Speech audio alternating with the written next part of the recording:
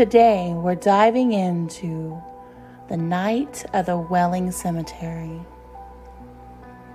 So grab your popcorn and your snacks and maybe some wine and sit back and enjoy the scary story that I would highly suggest not to listen to in the dark.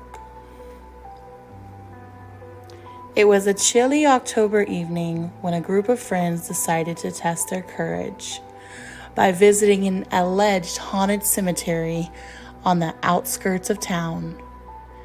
The group consisted of 5 friends: Mark, Sarah, Jason, Emily, and Tom. They had grown up together, often seeking out thrills and pranks to pass the time.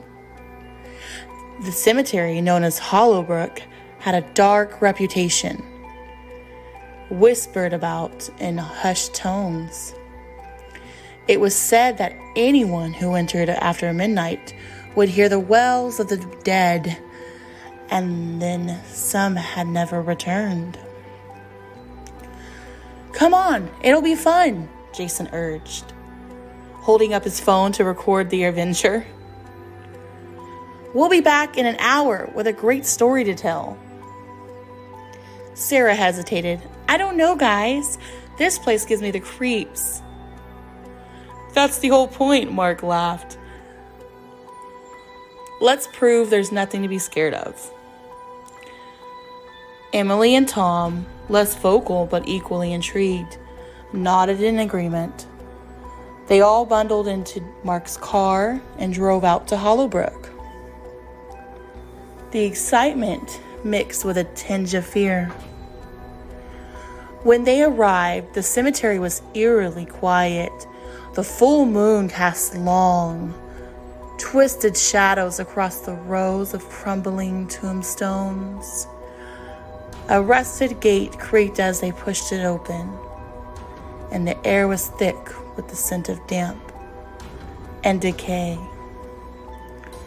They hesitated at the entrance, but it faded. "Okay, let's get this over with," Sarah whispered, clutching her jacket tighter around her. They stepped inside. The gate shut behind them, and as they shut it behind them, shivers down their spine. Jason led the way, flashlight in hand, with the others following close behind. The wind rustled through the trees, creating a low, mournful sound that seemed to echo through the cemetery. As they ventured into the deeper part of the cemetery, the temperature dropped sharply. Their breath misted in the air, and the hairs on the back of their necks stood on end. The silence was oppressive, broken only by the crunch of dead leaves beneath their feet. Mark tried to lighten the mood by telling a ghost story, but his voice faltered as a sudden gust of wind extinguished their flashlight. They all froze, plunged into darkness. A low moan carried on the wind, followed by a faint whispering that seemed to come from all around them. "Did you hear that?" Emily asked. Her voice trembled. "Probably just the wind," Tom replied, though his tone was rather unconvincing. But the whispers grew louder, more distinct.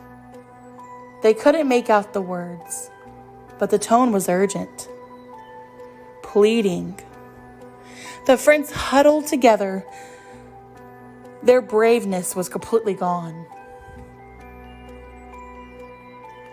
"Let's get out of here," Jason suggested, but as they turned to leave, they realized that the path they had come down was gone.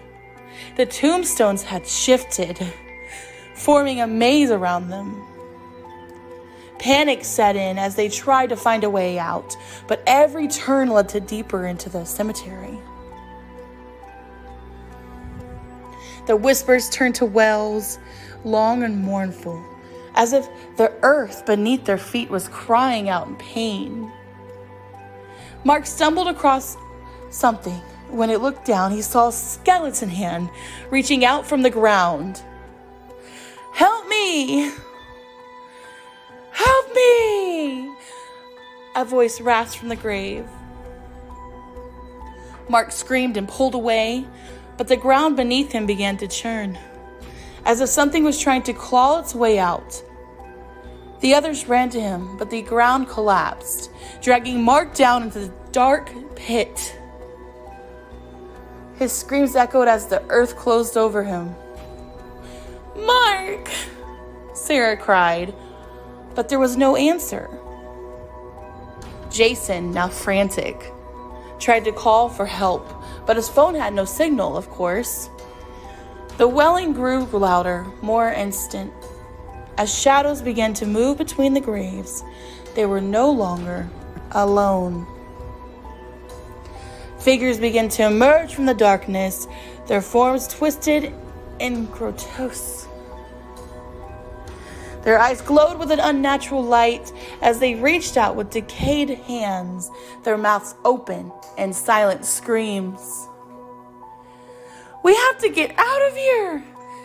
We have to get out of here!" Sarah and Emily away from the advancing figures, but no matter which way they ran, the cemetery seemed to shift around them, trapping them into a nightmare with no escape. Jason, now all alone, stumbled through the darkness and his heart pounding. The whispers surrounded him, driving him to the brink of madness. Suddenly, he saw a light ahead, and he ran towards it, just hoping it was a way out. But as he reached the source, he realized it was not an exit, but a single gravestone glowing with a light of his own name. Jason screamed as the ground opened up beneath him, pulling him into the grave. The last thing he saw was the faces of his friends, pale and terrified. Sarah, Emily, and Tom finally broke free from the maze of tombstones, stumbling into the main path. They ran towards the gate, not daring to look back. When they reached the car, they found it covered in a thick layer of dust, as if it has been sitting there for decades. They drove away in silence, too terrified to speak, the wails of the dead still echoing in their ears. They never spoke of that night again, but they would carry the scars for the rest of their life. For in the Hollow Brook Cemetery, the dead do not rest, and those who dare to disturb them may never escape.